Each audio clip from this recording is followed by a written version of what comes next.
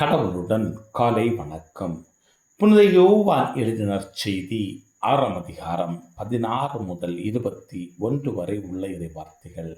காலை வேளையானதும் இயேசுவின் சீடர்கள் கரைக்கடைக்கு வந்து படகேறி மறுக்கரையிலுள்ள கப்பர்நகாமுக்கு புறப்பட்டார்கள். ஏற்கனவே இருண்டு விட்டது. இயேசுவும் அவர்களிடம் அதுவரை வந்து சேரவில்லை. அப்போது பெரும் காற்று வீசிற்று.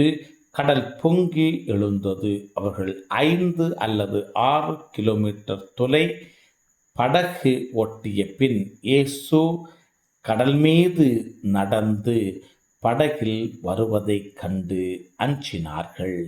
இயேசு அவர்களிடம், நான் தான், அஞ்சாதீர்கள் என்றார். அவர்கள் அவரை படகில் ஏற்றிக்கொள்ள விரும்பினார்கள்.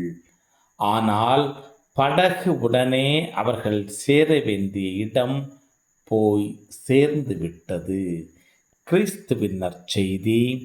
இந்த நாள் இனிய நாளாக அமைய வாழ்த்துக்கள். பல பல பல புதுமைகள், பெருமைகள், இனிமைகள் இறங்கிய நல்ல நாள், ஒரு நல்ல நாள், நம் தேவன்